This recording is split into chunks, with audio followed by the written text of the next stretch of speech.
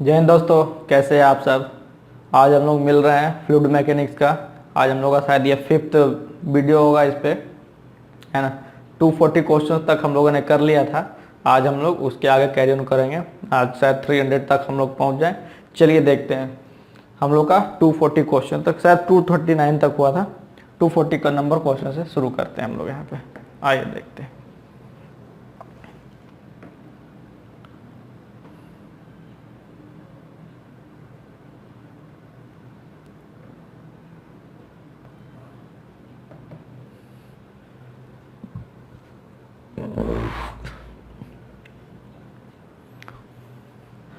देखिए 240 number question क्या बोला, इफिशियंसी पूछ रहा पावर ट्रांसमिशन का थ्रू पाइप से क्या होगा। पावर ट्रांसमिशन क्या होगा पाइप का, उसका इफिशियंसी पूछा है।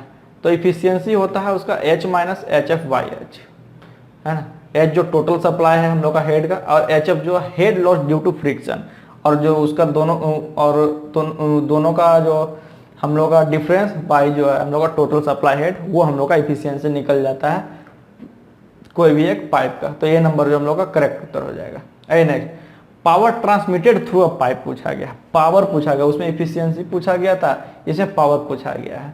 तो जितना भी जो हम लोग का स्पेसिफिक वेट है अगर उससे मल्टीप्लाई कर दिया जाए डिस्चार्ज के थ्रू अगर उसको, तो हम लोग का क्या हो जाएगा, वो पावर ट्रांसमिटेड हम लोग का निकल जाएगा। तो जो वेट डेंसिटी है या फिर स्पेसिफिक डेंसिटी जिसको बोलिए, W into Q into H minus H F, जो हम लोग का हो जाएगा क्या हो जाएगा, पावर ट्रांसमिशन हो जाएगा हम लोग कोई भी पाइप के थ्रू कितना सप्लाई किया है उसको। आइए next, the power transmit through pipe बोला the power transmit through the pipe is maximum when the head of loss due to friction is equal. पूछ रहा पावर ट्रांसमिटेड जो है हम लोग का मैक्सिमम किस कंडीशन में होगा। मैक्सिमम जो है किस कंडीशन में होगा, जब head lost due to the friction force equal. किसके इक्वल होगा, तो 1/3 of the total supply head. जब हम लोग का head loss due to friction जो होगा 1/3 हो जाएगा हम लोग का टोटल सप्लाई हेड से, तो हम लोग का जो पावर ट्रांसमिशन जो है हम लोग का मैक्सिमम हो जाएगा कोई भी एक पाइप में। आइए नेक्स्ट, बोल रहा maximum efficiency of transmission through a pipe. Transmission through a pipe maximum efficiency, जैसे हम लोग 1/3 जैसे मैंने बोला, तो 1/3 को हटा करके जो 2/3 हम लोग का एक 1/3 को हटा करके जो हम लोग का 2/3 बच गया, वो कितना हो जाए 66.67%। तो यही तो हम लोग का maximum efficiency of transmission. Just इसका उल्टा क्वेश्चन कर दिया, ये परसेंटेज पूछ दिया, कहाँ लिखा। 244 नंबर बोल रहा है compound pipe is required to be replaced by a new pipe. एक कंपाउंड पाइप मतलब 1 2 2 3 पाइप को जोड़ करके जो बनाते हैं पाइप हम लोग को कंपाउंड पाइप हो गया। तो वो पूछ रहा है compound pipe is required to replaced by a new pipe. ठीक, एक कंपाउंड पाइप को रिप्लेस कर दे रहे हैं एक न्यू पाइप के साथ। The two pipe are set to be equivalent. तो बोल रहा है जो हम लोग कंपाउंड पाइप को जो हम लोग हटा करके वहां पर जो 2 पाइप हम लोग जो वहां पर लगा रहे हैं वो किसके इक्विवेलेंट होगा। तो जो वो इक्विवेलेंट होता है हमको loss of head and discharge of the both pipe जो है हम लोग का सेम होगा। जो भी लॉस और जो डिस्चार्ज होगा दोनों पाइप का हम लोग क्या होगा, सेम होगा उस कंडीशन में। Next 245 number, select the wrong statement. Wrong statement select करने के लिए इसमें बोला गया है। देखिए ए नंबर, सभी इसमें ऑप्शन पढ़ते हैं। ए नंबर बोल रहा है an equivalent pipe is treated as an ordinary pipe for all calculation. सही है ये। ठीक, हम लोग का जो इक्विवेलेंट पाइप जो होगा उसी तरह हम लोग ऑर्डिनरी पाइप को भी हम लोग ट्रीट करते हैं। बी नंबर बोला गया the length of an equivalent pipe is equal to that of a compound pipe, जो हम लोगों ने अभी देख लिया पिछले क्वेश्चन में। अब बोला the discharge through an equivalent pipe is equal to that of the compound pipe, same चीज जो बी नंबर वाला बोल रहा। जब लेंथ इक्वल है तो हम लोग का डिस्चार्ज में हम लोग का इक्वल हो। तो अब तीनों हम लोग का सही है, तो डी नंबर हम लोग का कंफर्म जो है गलत होगा। बोला the diameter of an equivalent pipe is equal to that of the compound pipe, ये हम लोग ऐसा नहीं कर सकते। लेंथ इक्वल हो सकता है, डायमीटर का हम लोग नहीं जानते। डायमीटर इक्वल हो भी सकता है, नहीं भी हो सकता, तो हम लोग का डी नंबर जो है रॉन्ग हो जाए। 246 नंबर बोल रहा when the pipes are in series the total head loss is equal to the sum of the head loss in dash the pipe. Yes, ठीक, जब पाइप जो सीरीज में होगा, जब पाइप हम लोग का सीरीज में कनेक्टेड होगा, जो टोटल लॉस हेड होगा वो हम लोग का सम होगा head loss at the in the pipe. ठीक, जो भी हम लोग का हेड लॉस होगा वो इक्वल टू होगा sum of the head loss in end pipe. जो भी ऑल पाइप जो हम लोग जोड़े हैं उसका इंड पाइप का समेशन जो होगा हम लोग का होगा। 247 नंबर कंपाउंड पाइप का केस में बोला, इसलिए यहाँ पर हम लोग का लेंथ अलग दिख रहा है और डायमीटर सबका अलग अलग दिख रहा है। ठीक, A compound pipe of diameter D1, D2, D3 having length L1, L2, L3 is to be replaced by a new equivalent pipe of uniform diameter D and of same length L as that of the compound pipe. The size of equivalent pipe is given by। ठीक, जो question था हम लोग का, ये question कहाँ गया?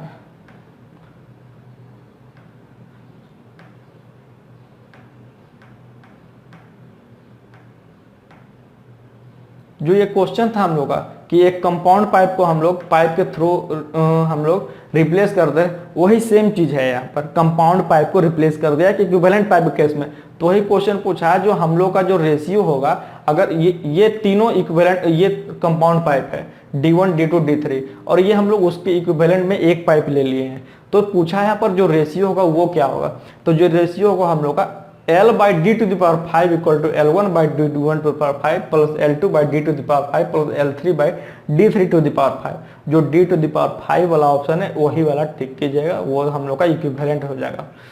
248 number, in case of flow through parallel pipe, वो तो हम लोग का सीरीज पाइप का केस था, है ना।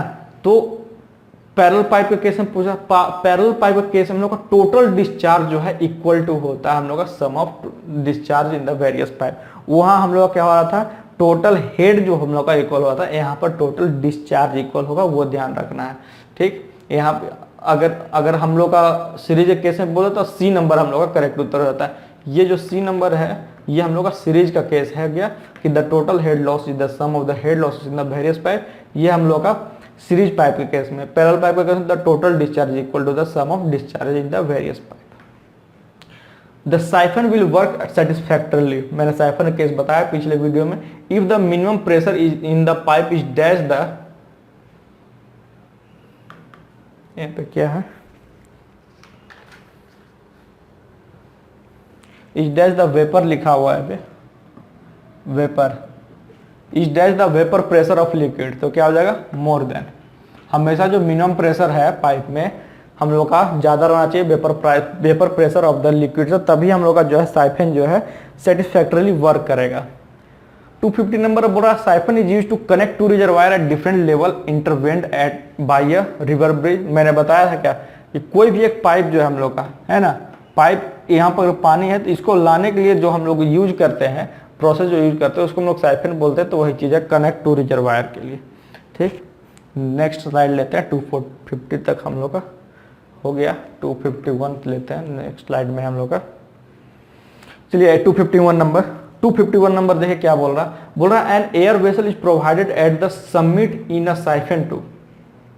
एयर वेसल प्रोवाइड किया गया है कोई भी साइफन में, किस लिए, तो उस avoid interruption in the flow, है ना, फ्लो का जो है इंटरप्शन, फ्लो में जो है इंटरप्शन ना है, इसके लिए हम क्या करते हैं, एयर वेसल प्रोवाइड कर रहे हैं साइफन के लिए। 252, अ nozzle is generally made of. देखिए नोजल केस पे आ गया है। नोजल मैंने बताया जहां पे प्रेशर कम और वेलोसिटी को हाई करना रहेगा हम लोग वहां पे नोजल का यूज करेंगे। तो नोजल जो जनरली हम लोग का कन्वर्जेंट शेप करेंगे, तभी तो हम लोग का नोजल का जो यहाँ पे क्या होगा, प्रेशर जो हम लोग कम होगा और वेलोसिटी हाई होगा। ठीक, तो हम लोग कन्वर्जेंट शेप का ही हम लोग यहाँ पर यूज करेंगे नोजल। जो अ nozzle placed at the end of a water pipe line discharge water at a, है ना, यहाँ पे देखिए वही क्वेश्चन पूछा है कि कोई अगर पाइप में हम लोग एक नोजल लगा दे तो क्या हो जाएगा, हाई वेलोसिटी हम लोग को देगा, क्या देगा, high velocity. 254 number, the power transmitted through the nozzle is maximum when the head of loss due to friction in the pipe is dash of the total supply head. वही question आ गया, यहाँ पूछा है नोजल केस में, है ना, वहां भी हम लोग को पूछा गया था कि हम लोग का पावर ट्रांसमिटेड मैक्सिमम कब होगा, तो 1/3 मैंने बताया था। यहाँ भी जो सेम कंडीशन है, यहाँ भी जो है 1/3 ही होगा हम लोग का जो है पावर ट्रांसमिट हम लोग का मैक्सिमम होगा नोजल केस में कब, जो head loss due to friction जो हम लोग का 1/3 होगा। इसका मतलब इफिशियंसी इसका भी क्या हो जाएगा, मैक्सिमम, इसका पावर ट्रांसमिट मैक्सिमम कितना हो जाएगा, इसका परसेंटेज में अगर निकालेंगे तो 66.67%, ये ध्यान रखिएगा। अब बोल रहा the water hammer in a pipe occur due to sudden change in the velocity of flowing liquid. देखिए वाटर हैमर का केस में बता दूं, वाटर हैमर के केस में क्या है कि मान लेते हैं कि कोई एक टैंक है, यहाँ से पानी हम लोग का फ्लो कर रहा है, माउथ पीस लगाया है या कुछ भी और पीस लगाया है, उस हिसाब से हम लोग का जो है यहाँ पर वाटर फ्लो कर रहा है। हम लोगों ने क्या किया कि एकाएक इसको हम लोगों ने क्लोज कर दिया, एकाएक इसको हम लोगों ने कुछ यहाँ पर ला करके क्लोज कर दिया और इसका फ्लो को हम लोगों ने टोटली रोक दिया। तो जो अंदर का जो फ्लो हम लोग का जो क्रिएट होगा, अंदर जो हलचल पैदा होगा यहाँ पर जो भी अंदर टैंक में, उसको हम लोग बोलते हैं वाटर हैमर। तो वही चीज बोला, the water hammer in pipe occurs due to sudden change in the velocity of flowing liquid. यार वेलोसिटी तो फ्लूइड तो फ्लो कर रहा था कुछ वेलोसिटी से, लेकिन इसका वेलोसिटी को हम लोगों ने अचानक रोक दिया, उस केस में हम लोग क्या बोलेंगे, उसको वाटर हैमर केस बोलते हैं। A number agree. Next question, the magnitude of water hammer depends upon. Water hammer का जो है मैग्नीट्यूड किस पे डिपेंड करता है देखते हैं। Elastic properties of the pipe material, elastic properties of the liquid flowing through the pipe, speed at which the valve is closed, है ना। ये जो मैंने बताया मेन जो रीजन है इसी पे फ्लो ये डिपेंड करता है, लेकिन इसमें जो है डी नंबर होगा, all of the above. The pressure of liquid due to hammer blow is, है ना, प्रेशर क्या हो जाएगा फ्लूइड का हैमर ब्लो के कारण, तो वो डायरेक्टली प्रोपोर्शनल हो जाएगा हम लोग का डेंसिटी हाफ का। जो हम लोग का हैमर का जो है, हैमर जो डायरेक्टली प्रोपोर्शनल हो जाएगा density to the power half, मतलब अंडर रूट रो भी बोल सकते हैं इसको। The hammer blow in pipes occur when, देखिए जो मैंने बताया, the flow of fluid through the pipe is suddenly brought to rest by closing of the, पानी तो हम लोग का बह रहा था, लेकिन उसको क्या किया हम लोग, अचानक जो है उसका वाल्व बंद कर देने से जो हम लोग का अंदरूनी हलचल आया वाटर में टैंक में, उसको हम लोग क्या बोले, या फिर जो भी पाइप में बोलिए उसको हम लोग हैमर ब्लो करते हैं या फिर water hammer. The purpose of a surge tank is, purpose of surge tank किस लिए हम लोग देते हैं, देखिए यहाँ पर सर्ज टैंक जनरली जो दिया जाता है ना, वो वाटर हैमर या फिर हैमर ब्लो को रोकने के लिए दिया जाता है। देखते हैं यहाँ पे क्या क्या, to control the pressure variation due to rapid changes in the pipeline flow, है ना। बोल रहा है कि अगर कोई पाइपलाइन में दिक्कत आ गई तो उसका वेरिएशन को हम लोग को कंट्रोल करने के लिए, to eliminate water hammer possibility जो मैंने बताया, to regulate flow of water to turbine by providing necessary retarding head of water, turbine case में की यूज किया जाता है। तो ये डी नंबर का करेक्ट होगा, सर्ज टैंक, मतलब एक एक्स्ट्रा से सर्ज टैंक दिया जाता है उसको, ताकि जो है ये सब कंडीशन हम लोग का उत्पन्न ना हो, पैदा ना हो। 261, the velocity of flow is same at all point in the cross section of A channel, तो ये फॉल्स है ना। ये हम लोग ये तय नहीं कर सकते हैं कि हम लोग का जो है वेलोसिटी सभी जगह सेम होगा कोई भी क्रॉस सेक्शन ऑफ चैनल के केस में। चेजिस इक्वेशन पूछा है, चेजिस फार्मूला जो भी बोलिए, discharge through an open channel case में तो वो होता है AC into under root M into I, A area of flow, C Chezy's constant, M जो है हाइड्रोलिक मीन डेप्थ और U जो है I जो है uniform slope in bed. According to Manning's formula the discharge through open channel, वो ये chassis formula case में जो है ओपन चैनल में डिस्चार्ज पूछा गया, ये मैनिंग्स फार्मूला केस में जो यहाँ पे ओपन चैनल केस में डिस्चार्ज पूछा गया, तो होता है A into M into small m to the power 3 into I to the power 1/2। m जो है मैनिंग कांस्टेंट है, यहाँ पे C जो है चेजिस कांस्टेंट था, ठीक। 264 number, when the flow in an open channel is gradually varied the flow is said to be, या जो ये सेम क्वेश्चन जो मैंने बताया था फ्लो के केस में, बोल रहा है when the flow in an open channel is gradually varied the flow is said to be steady non uniform flow, steady non uniform flow. इसमें क्या हो रहा था हम लोग का स्टेडी नॉन यूनिफॉर्म फ्लो में हम लोग क्या देख रहे थे, हम लोग का जो वेलोसिटी है हर एक पॉइंट पे हम लोग का अलग अलग, वही बोल रहा है ग्रेजुअली वेरिड है, कहीं पे कम कहीं पे ज्यादा, तो ये steady non uniform flow case में आ जाएगा। 265, a channel is said to be of most economical cross section, बोल रहा है कोई भी चैनल जो है, चैनल कहने का मतलब रिवर कोई पाथ जो भी हम लोग पाइप या जो भी इसको बोलते हैं चैनल ही बोलते हैं, वो इकोनॉमिकल क्रॉस सेक्शन कब कहलाएगा, it gives maximum discharge for a given cross sectional area and bed slope, जो भी मैक्सिमम डिस्चार्ज देगा तो सही है। It has minimum wetted perimeter, ये भी सही है। It involve lesser excavation of for the designed amount of discharge, है ना, तीनों हम लोग का सही है, क्योंकि पहला केस हम लोग का मैक्सिमम डिस्चार्ज दे रहा है कोई भी एक क्रॉस सेक्शनल एरिया में, दूसरा में है मिनिमम वेटेड पेरीमीटर है, मतलब कम से कम वो एरिया हम लोग कवर करे, और जो हम लोग का वो जो भी हम लोग का डिजाइन किया गया है अमाउंट ऑफ डिस्चार्ज के लिए, उसमें हम लोग का वो हम लोग का सही है। तो ये हम लोग का तीनों जो ऑप्शन है हम लोग का सही है। 266 नंबर देखिए, 266 नंबर बोला discharge through a channel of rectangular section will be maximum if, discharge कब होगा मैक्सिमम कोई भी रेक्टेंगुलर के केस में, है ना, तब जब हम लोग का ब्रेथ जो होगा ट्वाइस उसका डेप्थ होगा, तब हम लोग का क्या हो जाएगा, रेक्टेंगुलर केस में जो है हम लोग का वहाँ पे डिस्चार्ज जो है मैक्सिमम हो जाएगा कोई भी चैनल में। The most economical section of a rectangular channel is one which has hydraulic mean depth of hydraulic radius is equal to half the depth. ठीक, most economical section rectangular channel case में क्या हो जाएगा, जो भी hydraulic mean depth जो है वो हो जाएगा आधा हम लोग का, वो आधा हो जाएगा हम लोग किस केस में, हाइड्रोलिक रेडियस केस में। The discharge through a channel of trapezoidal section is maximum when, कब मैक्सिमम होगा, the sloping side is equal to half the width of the top. ठीक, ट्रेपेजोइडल केस में देखिए कि मैक्सिमम कब होगा, तो जो हम लोग का जो स्लोपिंग साइडिंग है वो इक्वल टू हाफ होगा विड्थ केस में। लेकिन रेक्टेंगुलर केस में हम लोग क्या देख रहे थे कि इसका विड्थ ब्रेथ जो है हम लोग का ट्वाइस हो रहा था विड्थ केस में। ठीक, 269 the most economical section of a trapezoidal channel is one which has hydraulic mean depth is equal to, है ना, बोल रहा है मोस्ट इकोनॉमिकल सेक्शन कब होगा, ट्रेपेजोइडल सेक्शन केस में, जिसका हाइड्रोलिक मीन डेप्थ कब होगा, जब अभी हम लोगों ने देखा हाफ ऑफ इट्स डेप्थ पूछा गया है पिछले वाला में, ये न्यूमेरिक उसको कर दे दिया। अब बोला the discharge 270 the discharge through a channel of circular section case में पूछा है कि मैक्सिमम कब होगा, when the depth of water is dash the diameter of the circular channel, तो 0.95 टाइम, ये ध्यान रखिएगा 0.95 टाइम मैक्सिमम होगा diameter of circular channel case में, तब जो डिस्चार्ज होगा कोई भी चैनल का जो भी सर्कुलर है वो हम लोग का मैक्सिमम हो जाएगा।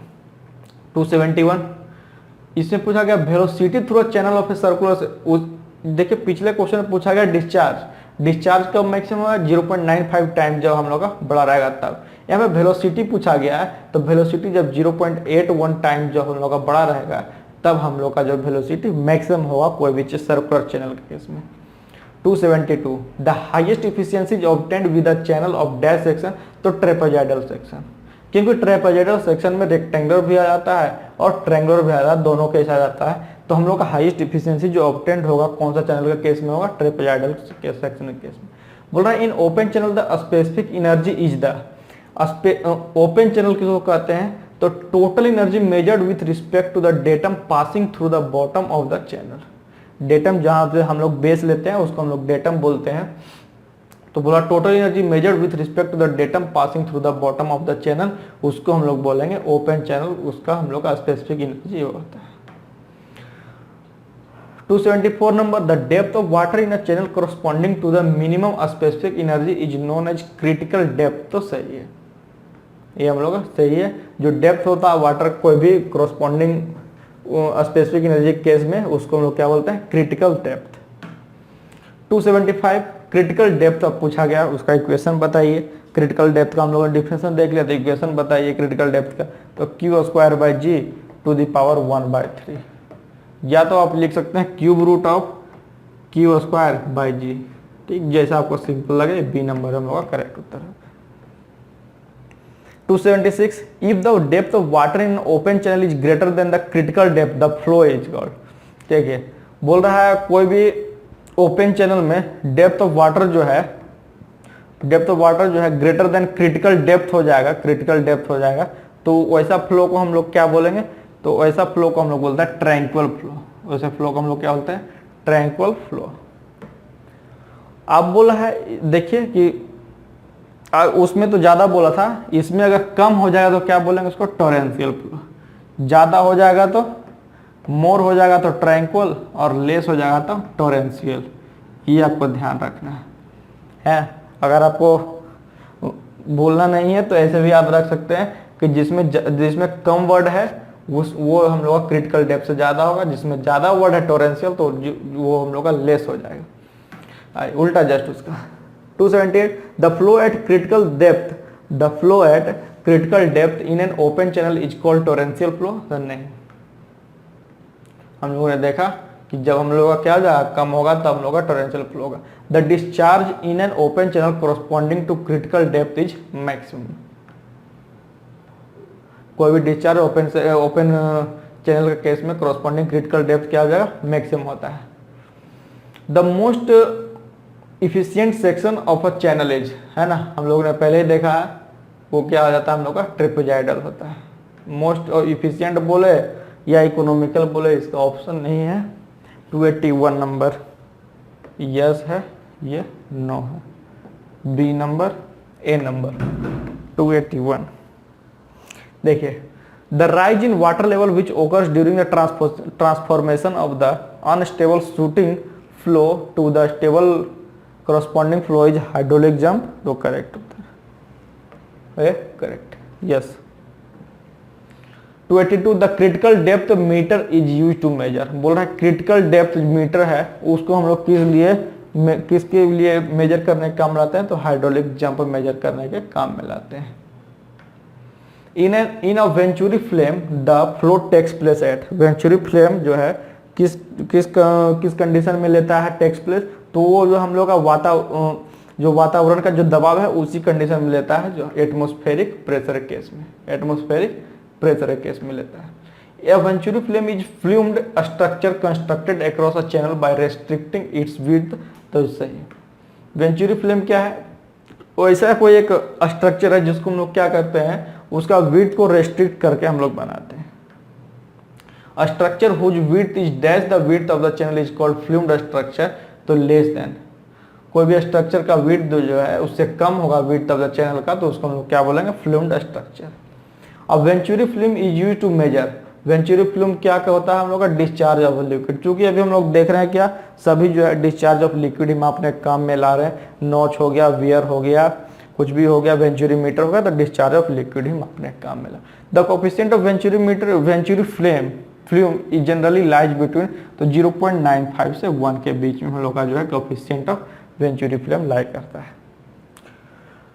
When a cylindrical vessel containing some liquid is rotated about its vertical axis, the liquid surface is depressed down at the axis and of its rotation and rises up near the walls of the vessel on all sides. This type of flow is known as, आप लोगों ने देखा होगा या आप लोगों ने घर में भी किया होगा, जिस जो पानी रहता है अगर उसको हाथ डाल के पूरा अगर उसको घुमा दें तो क्या करता है, हम लोग का ये स्पिन ले लेता है और साइड्स ऑफ द वॉल पे हम लोग क्या कर रहा है, वो राइज कर जाता है साइड्स ऑफ द वॉल पर, बीच में खा जाता है, पूरा स्पाइरल बन जाता है। उसको कौन सा फ्लो कहते हैं, उसको हम लोग बोलते हैं वोर्टेक्स फ्लो। उसको क्या कहते हैं, vortex flow. Steady flow, turbulent, uniform हम लोग ने देख लिया पहले।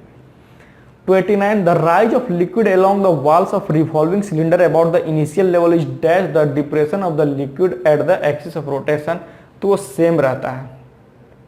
बोल रहा है जो राइज ऑफ लिक्विड हुआ है रिवॉल्विंग केस में, सिलिंड्रिकल के केस में ले लेते हैं, ये हम लोग का सिलिंडर कोई बाल्टी में पानी रहते हैं ना, तो सिलिंड्रिकल का केस है। बोला the rise of liquid along the wall, जो भी मतलब कि यहाँ पानी था, जब ये रोटेट हुआ तो हम लोग का जो क्या साइड्स ऑफ वॉल में इंक्रीज किया है ना हाइट, तो rise of liquid along the wall of revolving cylinder about the initial level is dash the depression of the liquid at the axis of rotation, तो हम लोग का घटे बढ़ेगा थोड़ी, वो दो हम लोग का बराबर ही रहता है, ठीक, इसलिए हम लोग का ए नंबर ऑप्शन हो जाएगा। 290 when a cylindrical vessel containing liquid is revolved about its vertical axis at a constant है, at a constant angular velocity, the pressure, तो प्रेशर क्या हो जाएगा वहां पर, प्रेशर जो है वेरी करेगा as the square of the radial distance, जितना उसका रेडियल डिस्टेंस होगा उसका स्क्वायर पे जो है हम लोग का वो जो है डिपेंड करेगा, जो हम लोग का वोर्टेक्स फ्लो हो रहा था वो। 291 when a cylindrical vessel containing liquid is revolved the surface of the liquid takes place the shape of, ठीक, बोल रहा है कोई भी सिलिंड्रिकल वेसल में है ना, अगर इसको रिवॉल्व किया जाए, when a cylindrical vessel containing liquid is revolved, है ना, the surface of the liquid takes place the shape of, तो किस प्रकार का शेप लेता है, तो पाराबोलाइड का शेप लेता है, ध्यान रखें, ना इलिप्स ना triangle. The total pressure on the top of closed cylindrical vessel completely filled up with the liquid is dash, है ना, तो directly proportional to radius to the power 4, radius to the power 4, ध्यान रखिएगा। The total pressure on the bottom of a closed cylindrical vessel completely filled up with a liquid is the sum of the total centrifugal pressure and the weight of the liquid in the vessel, तो correct है हम लोग का total pressure जो होता है हम लोग का बॉटम में क्लोज सिलिंड्रिकल केस में, है ना, वो कंप्लीटली फिल होता है, वो किसका सम होता है, वो हम जो भी टोटल प्रेशर पूछा गया यहाँ पर, जो टोटल प्रेशर हम लोग का होता है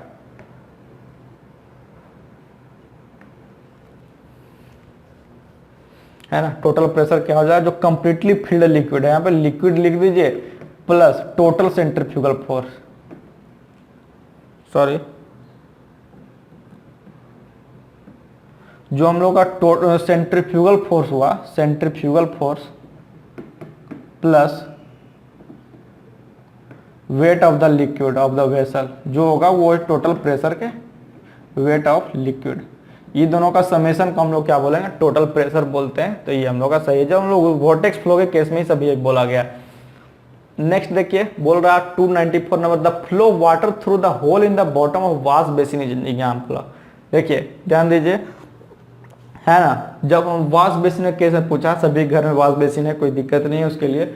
बोला गया है क्या इसमें कि जो हम लोग का होल होता है फ्लो वाटर, जब हम लोग मतलब कि अगर मान लेते हैं ये वॉश बेसिन है, ये हम लोग का होल, यहाँ से पाइप जो है, यहाँ से पानी जो है नीचे आता है, ठीक। तो होल इन द बॉटम, यहाँ पे जो ये नीचे जो हम लोग का यहाँ पर, यहाँ से जब पानी आ रहा है इधर से, यहाँ पर नल ले लेते हैं हम लोग, तो यहाँ से जो पानी आ रहा है इसमें, ये जब नीचे आता है तो वो जो हम लोग का कौन सा फ्लो का एग्जाम्पल है, तो फ्री वोर्टेक्स का एग्जाम्पल है।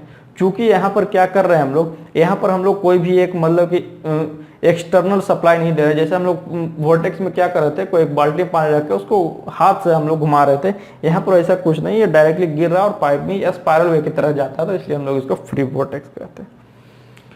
295 the total pressure on the top of A close cylindrical vessel of radius r completely filled up with the liquid of a specific W and rotating at omega rad per second about its vertical axis।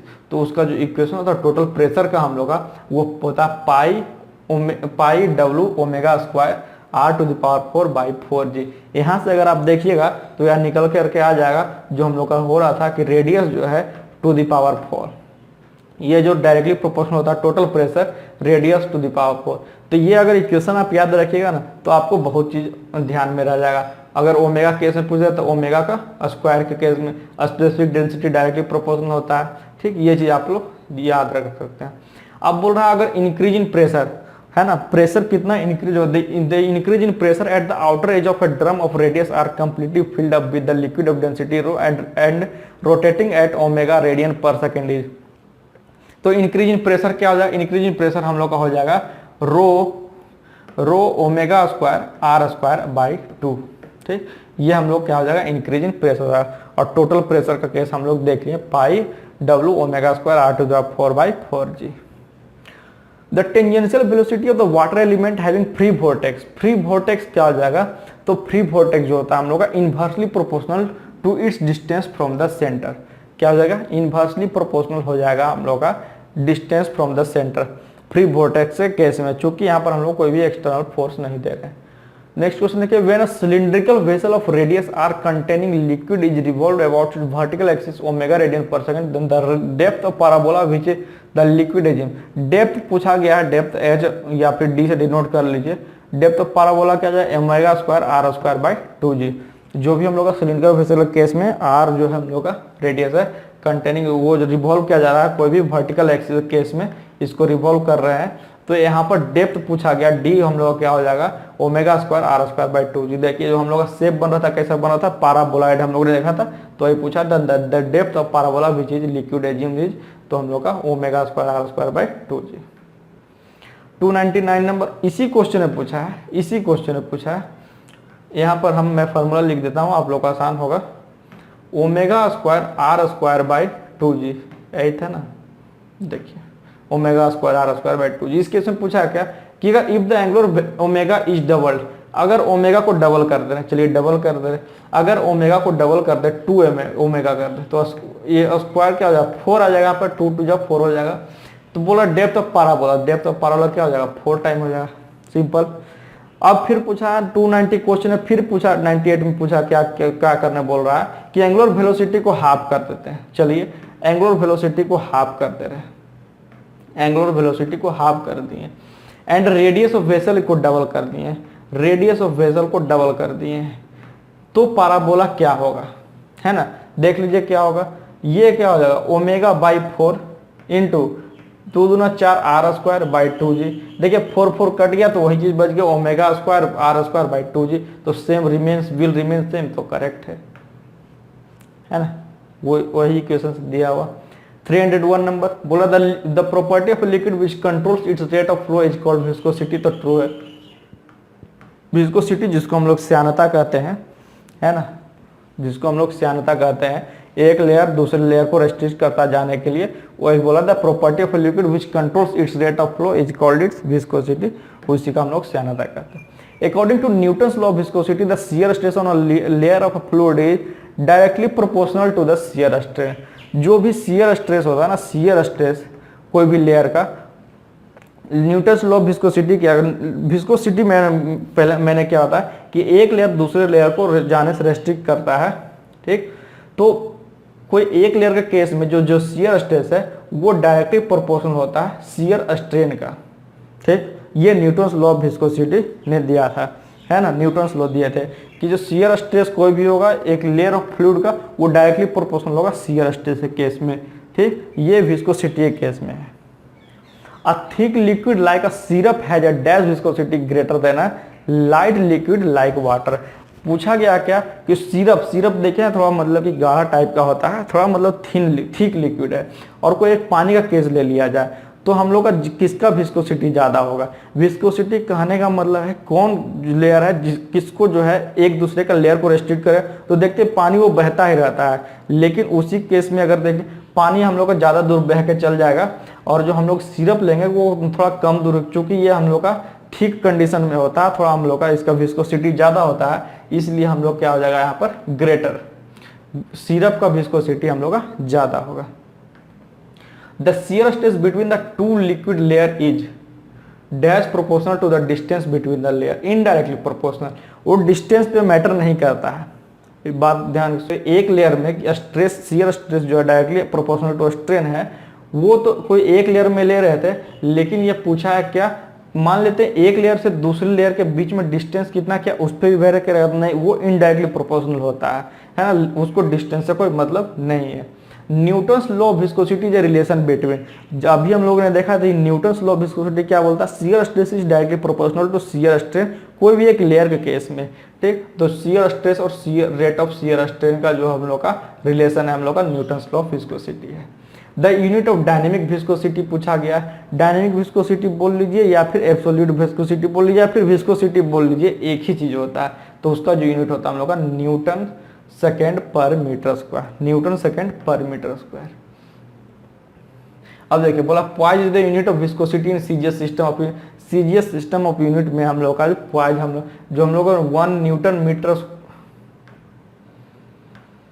जो हम लोगों ने Newton second per metre square लिया है पर viscosity का, अगर हम लोग सीजीएस यूनिट के केस में ले तो इसी को हम लोग क्या कहते हैं, पॉइज कहते हैं। तो ये सही है, यूनिट है, याद रखना रहेगा। 1 पॉइज इज इक्वल टू, अब पूछा गया है 1 पॉइज इज इक्वल टू, जो हम लोग एमकेएस सिस्टम में ले रहे थे, ये तो सीजीएस सिस्टम हो गया, एमकेएस सिस्टम में रहे थे न्यूटन सेकेंड मीटर स्क्वायर, तो इन दोनों के बीच में रिलेशन पूछा कितना होता है, तो इन दोनों का जब 1 poise equal to 0.1 newton second metre square हो जाएगा, तो हम लोग ये ए नंबर जो है करेक्ट उत्तर होगा। आइए नेक्स्ट नंबर 309 नंबर, बोल रहा था काइनेमेटिक विस्कोसिटी इज द, है ना।